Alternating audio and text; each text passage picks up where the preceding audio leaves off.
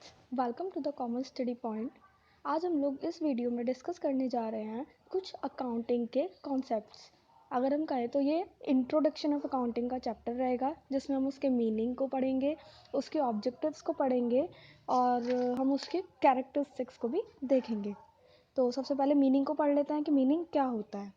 Meaning of accounting: accounting is usually considered as a record keeping function of the accountant of financial transaction in an enterprise during an accounting period।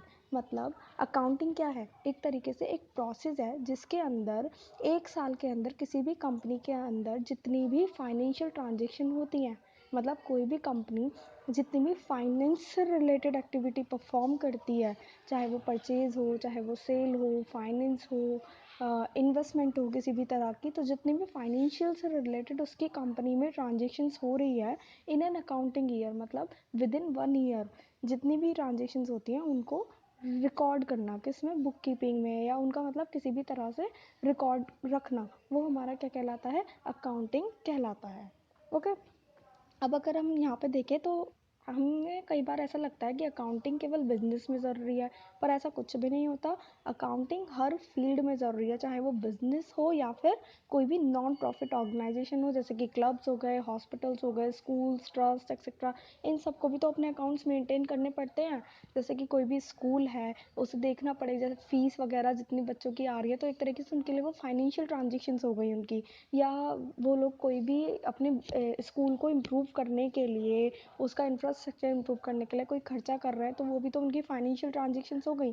ऐसे ही hospital में hospitality को improve करने के लिए उन्हें बहुत से expenses करने पड़ते हैं, उनके पास इनकम आती है, तो उन लोगों को भी अपने क्या बनाने पड़ते हैं? अकाउंट्स को मेंटेन करना होता है।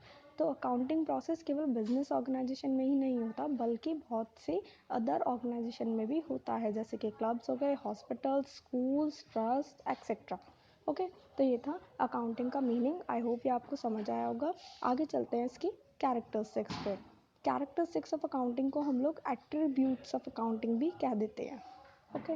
इसमें फर्स्ट है recording of financial transaction only, मतलब जो हमारा अकाउंटिंग प्रोसेस है किसी भी कंपनी का, उसके अंदर हम केवल कौन सी ट्रांजेक्शन रिकॉर्ड करते हैं?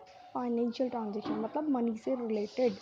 Measuring the transaction in terms of money, मतलब जो भी ट्रांजेक्शन उसके अंदर रिकॉर्ड करी जा रही है, परचेज हो, सेल हो या कोई भी हो, उसे हम सबसे पहले क्या करेंगे? मनी की टर्म्स में मेज़र करेंगे कि वो कितनी ज़्यादा वैल्यूबल है या नहीं है, इस अकॉर्डिंगली उसको देखा जाता है। थर्ड आती है recording of transaction in money terms. सबसे पहले हमने देखा कि भाई फाइनेंशियल ट्रांजेक्शन्स को रिकॉर्ड करते हैं, फिर हम सारी वैल्यूज़ को मनी के टर्म्स में मेज़र करते हैं, फिर हम उन्हें रिकॉर्ड करते हैं मनी की टर्म्स में, फिर क्लासीफाइंग करते हैं ट्रांजेक्शन्स को। क्लासीफाई करने का यहाँ पे मतलब होता है कि हम जितनी भी ट्रांजेक्शन्स होती हैं उनको लेज़र में लेकर जाते हैं। अब लेज़र क्या होता है कि आगे आने वाली वीडियोज़ में जब हम जर्नल एंट्रीज समझेंगे तो उसके बाद हम लेज़र पर ही आएंगे। फिलहाल आप इतना देखिए, जो क्लासीफाइंग द ट्रांजेक्शन्स का मतलब होता है एक तरीके से जितनी भी एंट्रीज हैं, जितनी भी ट्रांजेक्शन्स हैं, उन सबको क्या होता है? लेज़र में पोस्ट करना होता है। Summarising the classified transaction, next है समराइज करना, मतलब जो हमारी ट्रांजेक्शन डिटेल में लिखी हुई होती है उनको हम शॉर्ट फॉर्म में लिख देते हैं, समराइज़ कर देते हैं, क्योंकि हर चीज़ हम डिटेल में नहीं दिखा सकते, तो उसको हम शॉर्ट फॉर्म में दिखा देते हैं ताकि हमें पता भी चल जाए कि है क्या या किस चीज़ से रिलेटेड ट्रांजेक्शन्स वो है। ओके। नेक्स्ट है analysis and interpretation. Analysis and interpretation analysis and interpretation के अंदर क्या होता है कि हमारी जितनी भी फाइनेंशियल स्टेटमेंट्स हैं या जितनी भी फाइनेंशियल ट्रांजेक्शन्स हैं, उनको हम क्या करते हैं? यहाँ पे एनालिसिस करते हैं कि हमारी वो कहाँ से आई हैं, किस चीज़ की है, क्रेडिटर्स ने दी है, क्रेडिटर्स के थ्रू हुई है, डेटर्स के थ्रू, बैंकर्स, फाइनेंशियल इंस्टीट्यूशंस के थ्रू हुई है या प्रोप्राइटर्स के थ्रू हुई है। किसी भी चीज़ की वजह से जैसे भी हमारे पास वो आई है या जिस भी वजह से वो फाइनेंशियल ट्रांजेक्शन्स बनी है, हम उनको क्या करेंगे? यहाँ पे एनालिसिस करेंगे। ओके। नेक्स्ट आती है communication of financial information to various users. उसके बाद क्या होता है कि जब हम अपनी ट्रांजेक्शन्स को रिकॉर्ड कर लेते हैं, तो मेनली वो रिकॉर्ड ही क्यों करी जाती है? इसलिए तो की जाती है कि जो और लोग हैं, जो हमारे शेयर होल्डर्स हैं, डिबेंचर होल्डर्स हैं, हमारे बैंकर्स हैं या हमारे फाइनेंशियल इंस्टीट्यूशंस हैं, क्रेडिटर्स हैं, एम्प्लॉयज़, मैनेजमेंट, इन सबको पता चले कि भाई कंपनी की पोजीशन एक्चुअल में है क्या। तो कंपनी की पोजीशन को अपने और मेंबर्स को बताना या अदर एक्सटर्नल यूज़र्स को दिखाना बहुत ज़्यादा ज़रूरी है, जिस वजह से अकाउंटिंग किया जाता है। तो लास्ट प्रोसेस यही होता है कि उनके साथ जो भी रिज़ल्ट बना है या जो भी फाइनेंशियल स्टेटमेंट बनी है उसको कम्युनिकेट करना, उसको शेयर करना। ओके, तो हमारी कैरेक्टरिस्टिक्स यही थी जिनको हम एट्रीब्यूट्स भी कह देते हैं। रिकॉर्डिंग करना सबसे पहले, फिर उसके बाद उसको मनी की टर्म में मेज़र करना, मनी के टर्म में मेज़र करने के बाद उन्हें फाइनली मनी की टर्म में रिकॉर्ड करना, फिर उनको क्लासिफाई कर लेना, इसका मतलब लेज़र में लेके जाना सारी एंट्रीज़ को, फिर सभी एंट्रीज़ को समराइज फॉर्म में लिखना क्योंकि डिटेल में हम हर चीज़ नहीं दिखा सकते, फिर सारी एंट्रीज़ को एनालिसिस करना कि वो कहाँ से आई है, हमें किससे मिली है या हमने किसको दी है, जिस वजह से वो फाइनेंशियल ट्रांजेक्शन बनी है, और लास्ट में जो भी हमारी फाइनेंशियल स्टेटमेंट बनी है उसको अपने यूज़र्स के साथ कम्युनिकेट करना। यूज़र्स हमारे कौन होते हैं, कोई भी इंटरनल हो सकता है या कोई भी एक्सटर्नल, शेयर होल्डर्स हो गए, डिबेंचर्स हो गए, बैंकर्स, फाइनेंशियल इंस्टीट्यूशन। एक्सटर्नल में आ जाते हैं जैसे कि जो लोग हमारी कंपनी में इन्वेस्ट करना चाहते हैं या हमारी कंपनी की फाइनेंशियल पोजीशन जानना चाहते हैं ताकि वो आगे इन्वेस्ट कर सकें। तो उन सबके साथ क्या होता है, रिजल्ट को हमें शेयर करना होता है, हमें उनको कम्युनिकेट करना होता है। अब समझ लेते हैं इसके कुछ ऑब्जेक्टिव्स। नेक्स्ट है हमारा ऑब्जेक्टिव्स ऑफ अकाउंटिंग।